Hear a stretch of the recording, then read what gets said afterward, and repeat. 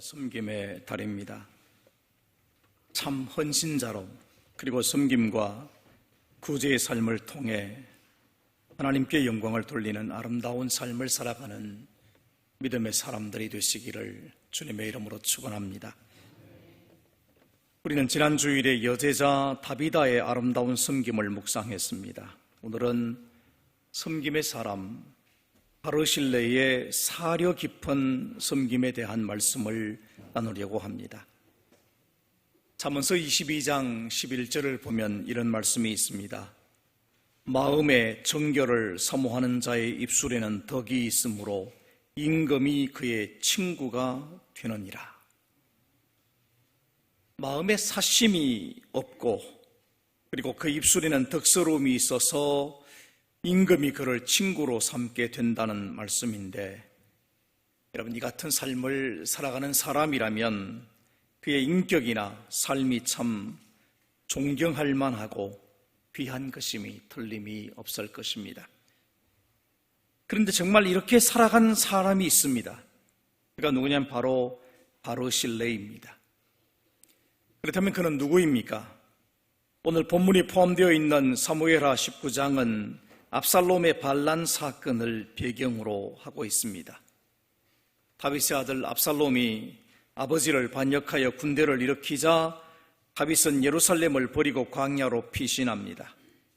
그러나 압살롬은 광야로 피신한 다윗의 군대를 쫓아가서 전쟁을 벌이게 되고 결국은 압살롬의 죽음으로 반란 사건은 끝이 나고 맙니다.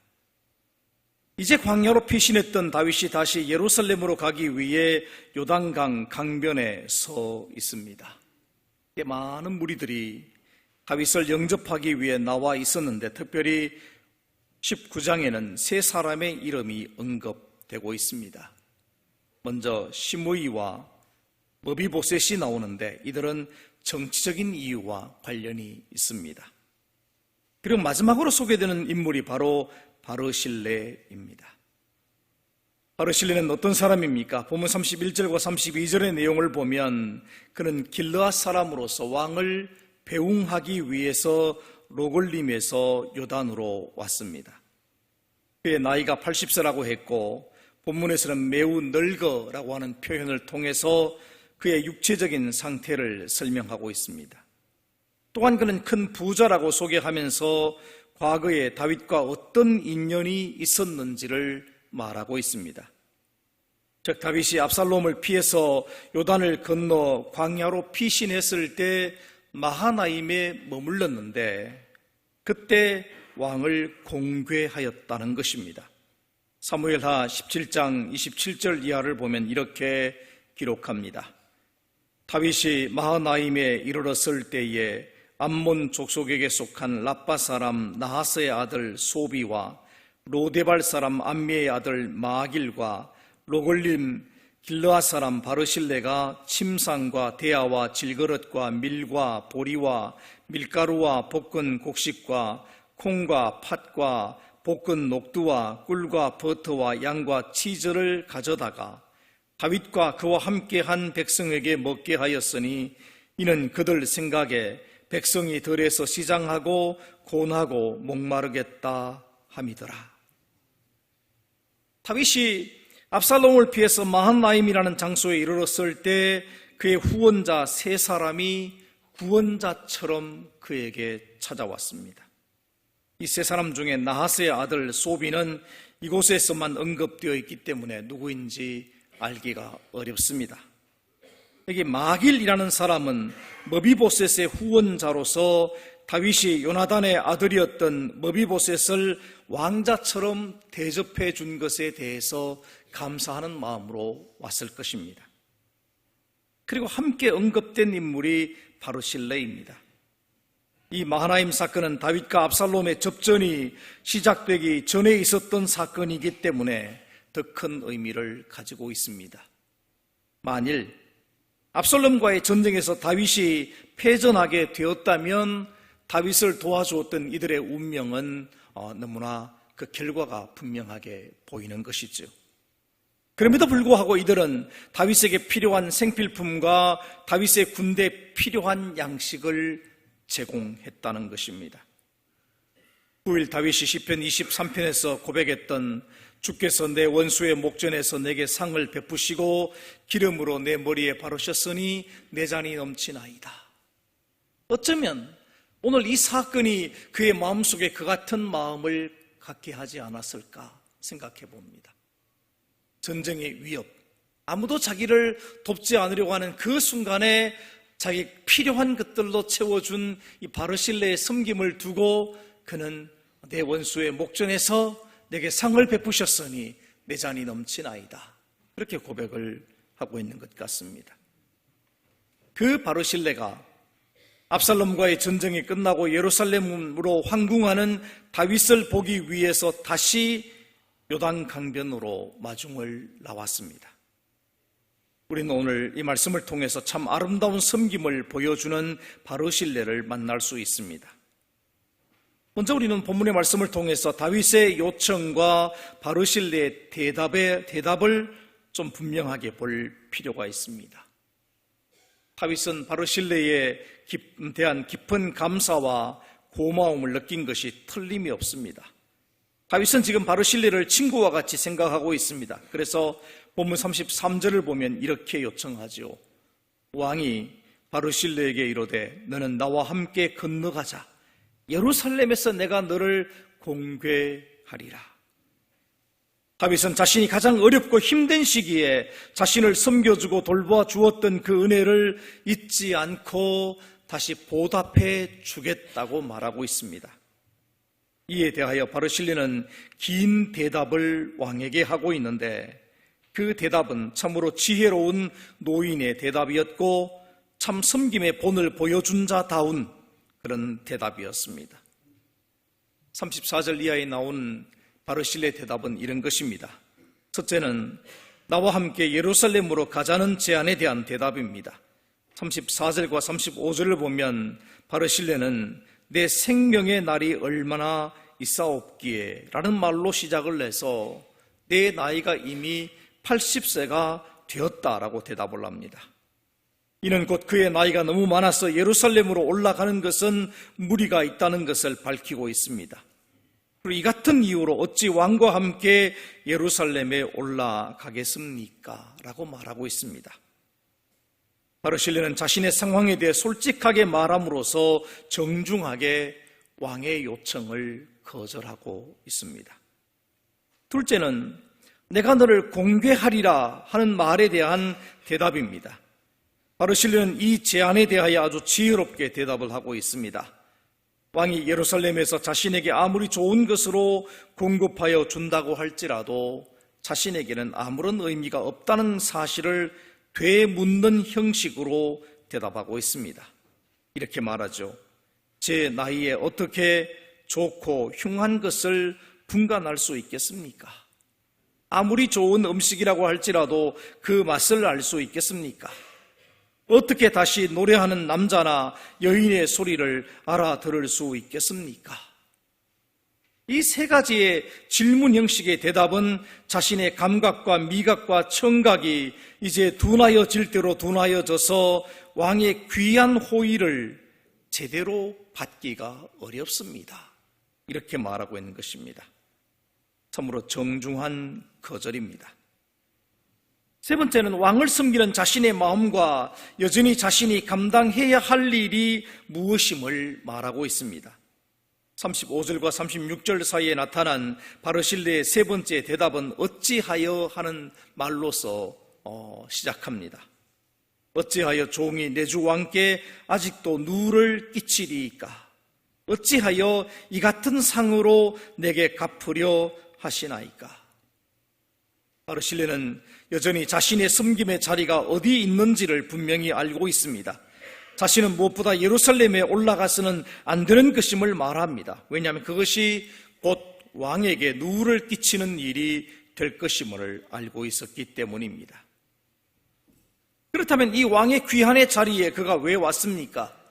그것은 왕을 섬기고자 하는 마음 때문임을 밝히 말하고 있습니다. 본문 36절을 보시면 당신의 종은 왕을 모시고 요단을 건너려는 것뿐이거늘이라고 말합니다. 바르실레는 지금까지 처음 왕을 섬겼던 마음 그대로 지금도 왕을 섬기는 마음으로 요단강을 건너는 일을 도와드리기 위해서 이곳에 왔습니다. 이렇게 말하고 있습니다. 다윗이 바르실레에게 나와 함께 요단을 건너가자고 한 의도는 예루살렘으로 함께 가자는 것이지만 이제 바르실레는 예루살렘까지 가는 것은 거절하지만 왕을 모시고 요단강은 건너겠습니다. 이렇게 말하고 있어요. 실로 다윗의 요청에 대해서 바르실레는 한 번도 직접적으로 아니요 라는 대답은 하지 않으면서도 조목조목 다윗의 제안에 대해서 조심스럽게 또 다윗 왕의 입장을 최대한으로 살려주면서 자신이 갈 수 없는 이유를 진실에 근거하여 설명하고 있습니다. 우린 이 같은 바르실레의 대답 속에서 노인의 지혜와 덕이 담겨 있고 참 섬김의 사람이 지녀야 할 자세가 무엇인지를 볼 수 있게 되는 것입니다. 바르실레가 보여준 참 섬김의 자세는 순수한 섬김입니다. 첫 번째 마하나임에서도 이제 다시 요단강에서도 이 섬김은 왕에 대한 순수한 충성심이었음을 보여주고 있고 동시에 하나님의 종을 섬긴다고 하는 진실하고 깨끗한 섬김이었음을 보여주고 있습니다. 오늘 우리 역시도 우리의 섬김도 바르실레처럼 언제나 순수함과 깨끗함으로 이루어져야 아름다울 것입니다. 두 번째로 바르실레의 요청입니다. 본문 37절을 보면 바르실레는 다윗에게 두 가지 요청을 하고 있습니다. 첫째는 청하건대 당신의 종을 돌려보내옵소서. 내가 내 고향 부모의 묘 곁에서 죽으려 하나이다. 이렇게 말을 했습니다. 이제 곧 예루살렘으로 가지 않겠다는 또 한 번의 간접적인 거절입니다. 그러면서도 자신의 노후와 관련된 삶의 의미를 밝히는 것이기도 합니다. 바르실레는 고향으로 돌아가서 평화로운 노후를 보내는 것을 소원했습니다. 사도 바울이 고백했던 대로 그는 모든 것에 자족하는 마음을 배운 사람입니다. 비록 그가 연세가 많았지만 예루살렘으로 올라간다면 최고의 예우를 받으면서 권력의 중심에서 정말 화려한 노후를 보낼 수도 있었을 것입니다. 그러나 그는 자족함의 의미를 알고 있었고 이제 남은 생애는 참으로 평화롭게 지내고 싶은 소원을 가지고 있었던 것입니다. 둘째로 왕을 향한 자신의 마음이 담긴 제안을 하고 있습니다. 본문 37절을 보면 그러나 왕의 종 기맘이 여기 있사오니 청하건대 그가 내주 왕과 함께 건너가게 하시옵고 왕의 처분대로 그에게 베푸소서라고 제안합니다. 바르실레는 자기 대신에 자신의 아들을 다윗과 함께 보내므로 다윗의 요청에 대해서 다른 방법으로 수용하고 있는 것입니다. 비록 자신은 가지 못하지만 조금이라도 다윗에게 도움이 되는 일이 있다면 그것을 감당하겠다고 하는 마음이 담겨 있는 것입니다. 여러분, 고대 사회 속에서 자식은 매우 중요합니다. 그래서 시편 127편을 보면 자식이 많으면 성문에서 그 원수와 담판할 때에 수치를 당하지 않는다. 이런 표현을 썼습니다. 더군다나 이제 노년의 삶을 살아가는 바르실레에게 있어서 장성한 아들은 마치 그의 수족과 같은 존재입니다. 그런데 그런 아들을 다윗 왕을 섬기는 일에 보내드리겠다고 제안하고 있는 것입니다. 바르실레는 자신이 다하지 못한 섬김의 삶을 자신의 자식을 통해서 계속하겠다는 의지를 보여주고 있는 것입니다. 그리고 다윗도 바르실레의 순수한 마음을 받아들이고 있습니다. 바르실레의 진심 어린 거절을 받아들이고 그의 새로운 제안을 수용합니다. 38절을 보시면 왕이 대답하되 기맘이 나와 함께 건너가리니 나는 내가 좋아하는 대로 그에게 베풀겠고 또 내가 내게 구하는 것은 다 너를 위하여 시행하리라 하니라. 실제로 바르실레의 아들 기맘은 다윗과 함께 예루살렘으로 올라가서 그의 아버지의 뜻대로 다윗을 잘 섬긴 것으로 여겨집니다. 열왕기상 2장 7절을 보면 다윗이 솔로몬에게 유언하는 내용 가운데 바르실레의 아들들에 대한 당부가 나오고 있습니다. 놀랍지 않습니까? 마지막 유언 이야기를 하면서 얼마나 중요한 이야기들이 많을 터인데 이 바르실레 이야기를 하고 있다는 겁니다. 마땅히 길르앗 바르실레의 아들들에게 은총을 베풀어 그들이 내 상에서 먹는 자 중에 참여하게 하라. 내가 내 형 압살롬의 낯을 피하여 도망할 때에 그들이 내게 나왔느니라. 마하나임에서의 그 바르실레의 섬김이 다윗에게 정말 너무너무 감사하고 고마운 일이 되었다는 것입니다. 그래서 마지막 유언을 남기면서 아들 솔로몬에게 바르실레의 아들들을 잘 대접하라고 당부를 할 정도였습니다. 기맘은 아버지의 뜻을 따라 왕을 잘 섬겼을 뿐만 아니라 후일 바빌론 포로에서 돌아올 때 그의 가문이 제사장의 가문을 이루게 됩니다. 에스라 2장 61절에 보면 이렇게 되어 있어요. 제사장 중에는 하바야 자손과 학고서 자손과 바르실레 자손이니 바르실레는 길르앗 사람 바르실레의 딸 중에 한 사람을 아내로 삼고 바르실레의 이름을 따른 자라. 그러니까 김함이 아름다운 섬김을 통해서 아버지의 뜻을 따라 잘 살았던 것 같습니다. 그러니까 그의 딸들 가운데 한 사람을 지금 제사장 가문에서 시집을 갖고, 그런데 그 제사장이 그 딸의 이름, 딸의 가문의 이름, 바르실레의 이름으로 자기 이름을 바꾸어서 그 가문을 이어갔다는 것이죠. 참으로 놀라운 일이 아닐 수 없습니다. 또한 예레미야 41장 17절을 보면 베들레헴 근처에 있는 게롯 김함이라고 하는 지명이 나옵니다. 이 게롯 김함이라는 말의 뜻이 뭐냐면 김함의 거처라는 뜻입니다.